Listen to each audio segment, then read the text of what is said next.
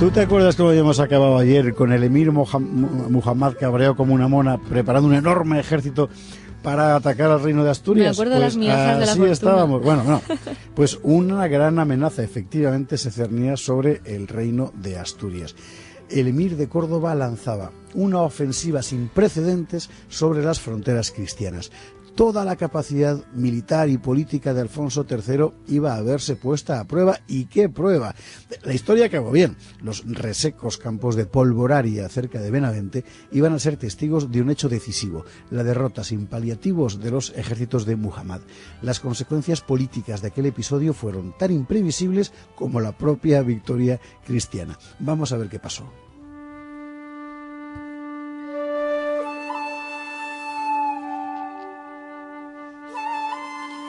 El emir había planificado una operación extraordinariamente ambiciosa, un tridente ofensivo dispuesto a desmantelar las defensas del reino de Asturias en toda su extensión, desde el Atlántico hasta el Valle Alto del Ebro, con especial incidencia en el centro, sobre León y Astorga.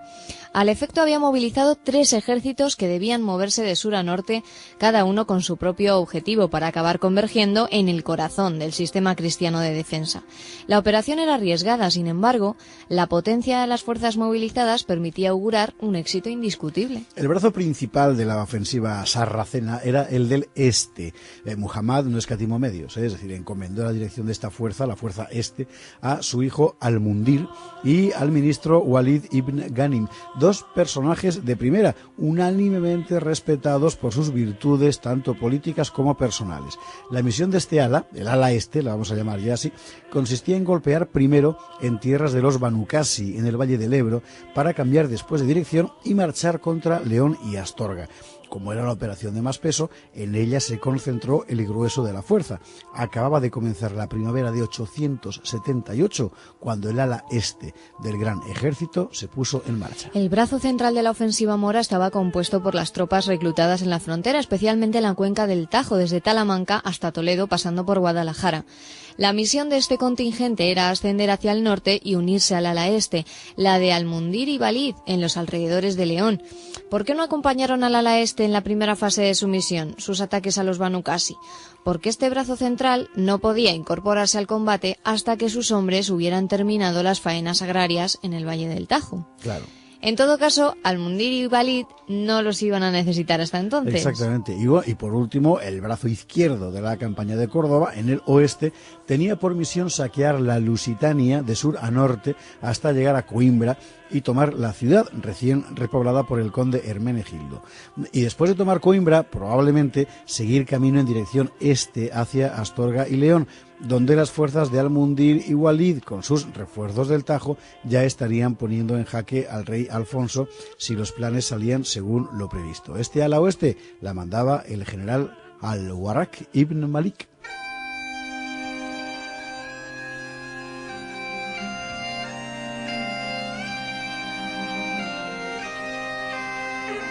Los 2 brazos laterales del tridente moro se lanzaron sobre sus objetivos. En el este, Al-Mundir y Walid se desplegaron sobre las tierras de los Banu Qasi, arrollándolo todo a su paso. Los hijos de Musa, Ismael y Fortún, se refugiaron en sus fortalezas de Tudela y Zaragoza. Los generales de Córdoba ni siquiera intentaron tomar esas ciudades. No era su objetivo, ni por otra parte podían desgastar a sus tropas en un asedio imprevisible. Se limitaron a saquear sistemáticamente los riquísimos campos, acumulando provisiones para la larga marcha que aún les esperaba. Y cuando ya no quedó nada por saquear, bajaron hasta la calzada que lleva de Calahorra a Astorga y enfilaron hacia León. Mientras tanto, en el oeste, las huestes de Al-Warraq ibn Malik depredaban a conciencia las tierras de la Lusitania. En su marcha imparable hacia el norte cruzaron el río Mondego. Ante ellos apareció su primer gran objetivo, la ciudad ya cristiana de Coimbra. Para entonces ya se había puesto en marcha el tercer vector del ataque, el del centro. Las tropas de Toledo, Guadalajara y Talamanca, concluidas las faenas del campo, emprendieron camino hacia el norte a través del Valle del Duero, por la calzada que desde el sur conduce hasta Zamora, y allí tendrían que reunirse con las fuerzas de Al-Mundir y Walid ibn Ghanim. Alfonso tuvo que tomar una decisión sobre la marcha. Sin duda, los vigías del reino habían podido traerle noticias de la ofensiva. Le habrían referido la campaña de Al-Mundir y Walid en territorio Banu Qasi. Le habrían informado de la amenaza sobre Coimbra.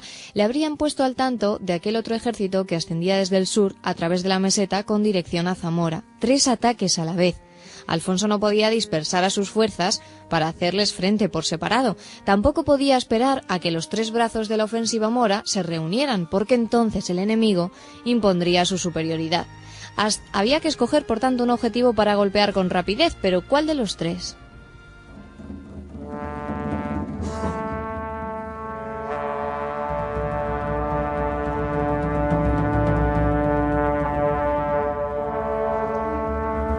Bueno, el principal peligro era la confluencia de los ejércitos moros en Zamora. Eso era lo que había que impedir a toda costa.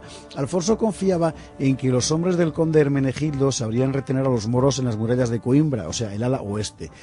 Descartado ese peligro, quedaban otros 2, las alas central y este. El ala este, la de Al-Mundir y Walid, era muy poderosa para hacerle frente a campo abierto, pero sí era posible frenarla desde los puestos fortificados que Alfonso había sembrado en torno a León.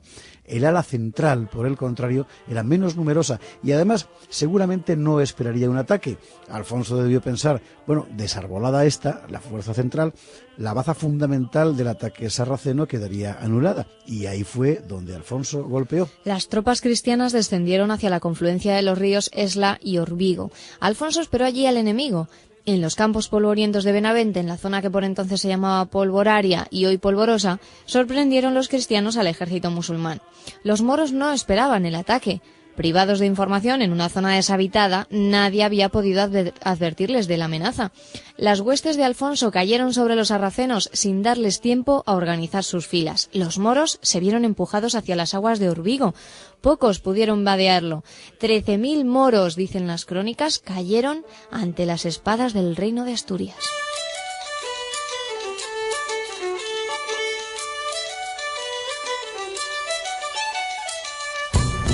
El golpe había sido un éxito, pero la ofensiva mora aún estaba viva. Sin perder un minuto, Alfonso III llevó sus ejércitos hacia la fortaleza de Sublancia, que cerraba la entrada del reino por el este. Por allí debía de estar viniendo el poderoso contingente de Al-Mundir y Walid ibn Ghanim, el ala este del tridente musulmán. Justo a tiempo. Acababa Alfonso de poner sus tiendas delante de la fortaleza de Sublancia cuando los vigías avizoraron la llegada de los moros. Podemos imaginar que Al-Mundir y Walid no saldrían de su asombro. El ala central, cuyos refuerzos esperaban, habían desaparecido. Por los fugitivos se enteraron del desastre moro en Polvoraria. En cuanto al ala oeste, la que debía atacar desde Coimbra, nada se sabía de ella. El rey Alfonso les había desmantelado la ofensiva con un solo movimiento. Cayó la tarde. Sin duda, muchas voces se escucharon en el campamento sarraceno. Finalmente, los jefes moros decidieron renunciar a la presa. No podían exponerse a un nuevo desastre. De manera que al caer la noche, el ejército de Al-Mundir y Walid abandonó sigilosamente el campo de Sublancia. Alfonso se enteró de la maniobra al alba, salió el sol y el enemigo ya no estaba allí. Asturias podía respirar tranquila, pero Alfonso no era de los que se conforman con poco. Tenía la oportunidad de asestar a los ejércitos de Córdoba un golpe definitivo y no iba a dejarla pasar. Inmediatamente salió en persecución de los moros, sacó provecho de su mejor conocimiento del terreno y caminando por atajos adelantó a las huestes de Al-Mundir y Walid. Las tropas cristianas esperaron a los moros en el secarral de Valdemora, río Esla abajo. La caballería de Alfonso se precipitó sobre los sarracenos en retirada. El grueso del ejército invasor pereció. Los propios generales de Córdoba, Al-Mundir y Walid, a duras penas lograron escapar. La segunda pieza del tridente moro había quedado aniquilada. Y mientras tanto, ¿qué ocurría con la tercera pieza, la que estaba asediando Coimbra? Que también fracasó. Tras largos días de asedio, la plaza de Coimbra resistió todos los ataques. Los nobles gallegos de Alfonso incluso pudieron infligir serias pérdidas al ejército de Al-Warraq y Malik. Y finalmente el general moro evaluó la situación y decidió levantar el campo. Tal vez recibiera noticias del desastre de Polvoraria. El hecho es que Al-Warraq, con sus fuerzas quebrantadas, se retiró hacia el sur. La victoria cristiana había sido completa.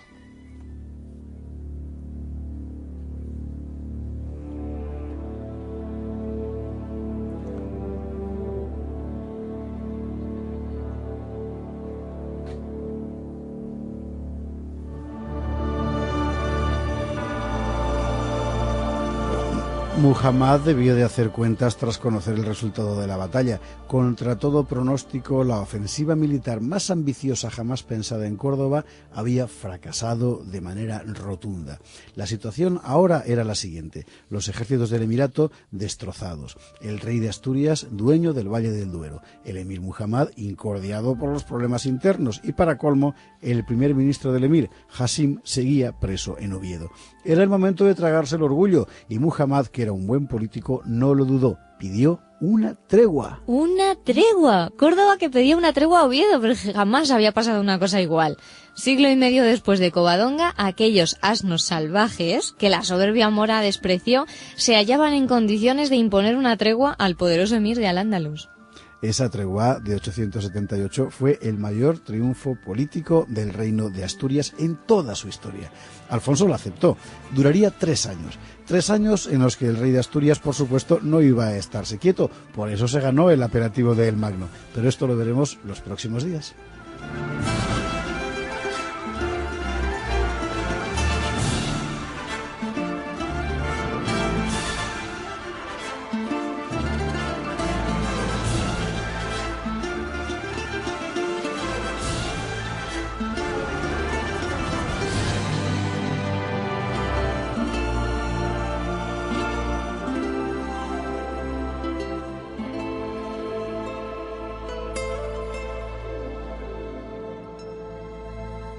Sarraceno.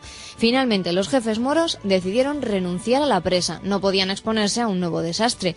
De manera que al caer la noche, el ejército de Al-Mundir y Walid abandonó sigilosamente el campo de Sublancia. Alfonso se enteró de la maniobra al alba, salió el sol y el enemigo ya no estaba allí. Asturias podía respirar tranquila, pero Alfonso no era de los que se conforman con poco. Tenía la oportunidad de asestar a los ejércitos de Córdoba un golpe definitivo y no iba a dejarla pasar.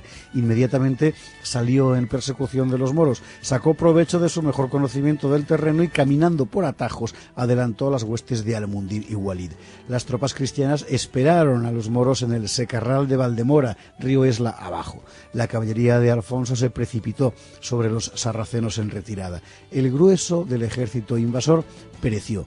Los propios generales de Córdoba, Al-Mundir y Walid, a duras penas lograron escapar. La segunda pieza del tridente moro había quedado aniquilada. Y mientras tanto, ¿qué ocurría con la tercera pieza, la que estaba asediando Coimbra? Que también fracasó. Tras largos días de asedio, la plaza de Coimbra resistió todos los ataques.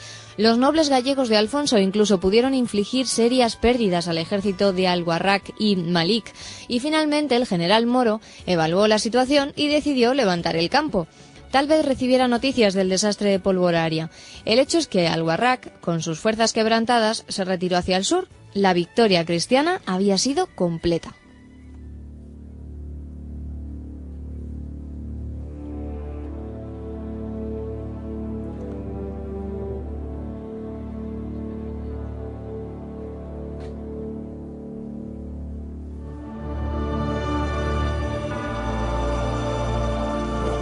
Muhammad debió de hacer cuentas tras conocer el resultado de la batalla. Contra todo pronóstico, la ofensiva militar más ambiciosa jamás pensada en Córdoba había fracasado de manera rotunda. La situación ahora era la siguiente: los ejércitos del Emirato destrozados, el rey de Asturias dueño del Valle del Duero, el emir Muhammad incordiado por los problemas internos y, para colmo, el primer ministro del emir, Hasim, seguía preso en Oviedo. Era el momento de tragarse el orgullo y Muhammad, que era un buen político, no lo dudó. Pidió una tregua. ¡Una tregua! Córdoba que pedía una tregua a Oviedo, pero jamás había pasado una cosa igual. Siglo y medio después de Covadonga, aquellos asnos salvajes que la soberbia mora despreció se hallaban en condiciones de imponer una tregua al poderoso emir de Al-Ándalus. Esa tregua de 878 fue el mayor triunfo político del reino de Asturias en toda su historia. Alfonso lo aceptó. Duraría 3 años. 3 años en los que el rey de Asturias, por supuesto, no iba a estarse quieto. Por eso se ganó el apelativo de El Magno. Pero esto lo veremos los próximos días. Pero ¿cuál de los tres?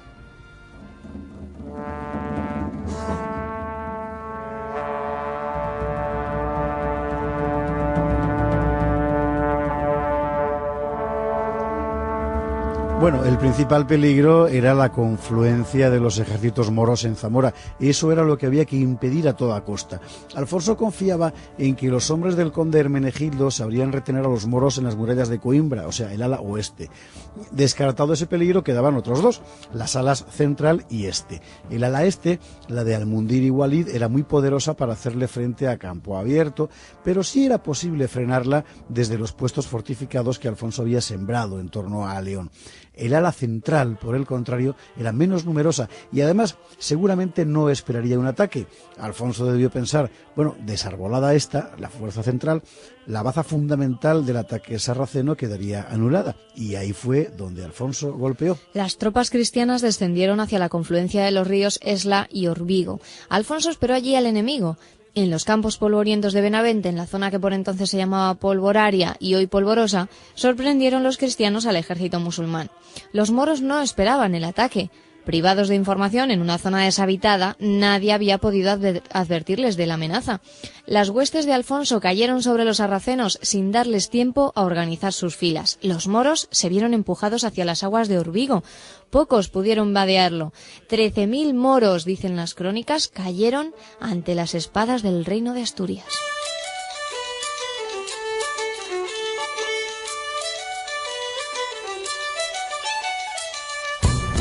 El golpe había sido un éxito, pero la ofensiva mora aún estaba viva. Sin perder un minuto, Alfonso III llevó sus ejércitos hacia la fortaleza de Sublancia, que cerraba la entrada del reino por el este. Por allí debía de estar viniendo el poderoso contingente de Al-Mundir y Walid ibn Ghanim, el ala este del tridente musulmán. Justo a tiempo. Acababa Alfonso de poner sus tiendas delante de la fortaleza de Sublancia cuando los vigías avizoraron la llegada de los moros. Podemos imaginar que Al-Mundir y Walid no saldrían de su asombro.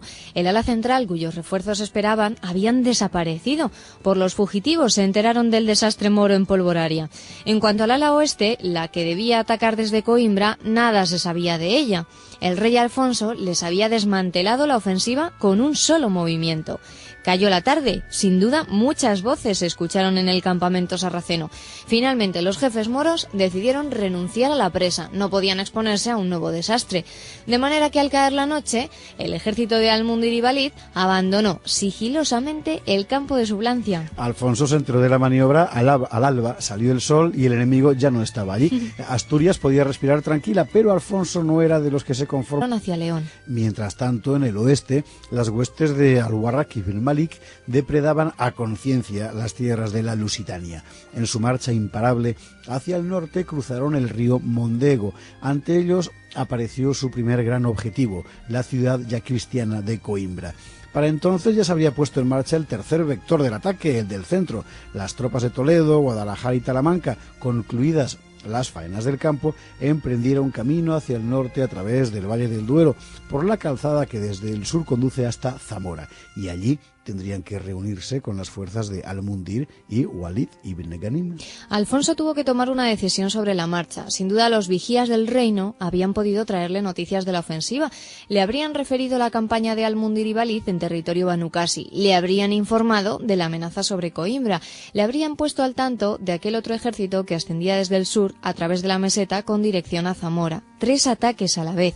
Alfonso no podía dispersar a sus fuerzas para hacerles frente por separado. Tampoco podía esperar a que los 3 brazos de la ofensiva mora se reunieran, porque entonces el enemigo impondría su superioridad. Había que escoger, por tanto, un objetivo para golpear con rapidez, pero ¿cuál de los 3?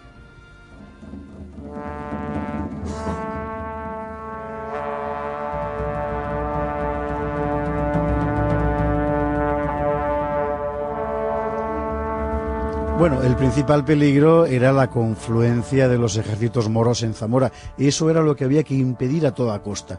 Alfonso confiaba en que los hombres del conde Hermenegildo sabrían retener a los moros en las murallas de Coimbra, o sea, el ala oeste. Descartado ese peligro, quedaban otros dos, las alas central y este. El ala este, la de Al-Mundir y Walid, era muy poderosa para hacerle frente a campo abierto, pero sí era posible frenarla desde los puestos fortificados que Alfonso había sembrado en torno a León. El ala central, por el contrario, era menos numerosa y además seguramente no esperaría un ataque. Alfonso debió pensar, bueno, desarbolada esta, la fuerza central, la baza fundamental del ataque sarraceno quedaría anulada, y ahí fue donde Alfonso golpeó. Las tropas cristianas descendieron hacia la confluencia de los ríos Esla y Orbigo. Alfonso esperó allí al enemigo. En los campos polvorientos de Benavente, en la zona que por entonces se llamaba Polvoraria y hoy Polvorosa, sorprendieron los cristianos al ejército musulmán. Los moros no esperaban el ataque. Privados de información en una zona deshabitada, nadie había podido advertirles de la amenaza. Las huestes de Alfonso cayeron sobre los sarracenos sin darles tiempo a organizar sus filas. Los moros se vieron empujados hacia las aguas de Orbigo. Pocos pudieron vadearlo. 13.000 moros, dicen las crónicas, cayeron ante las espadas del reino de Asturias.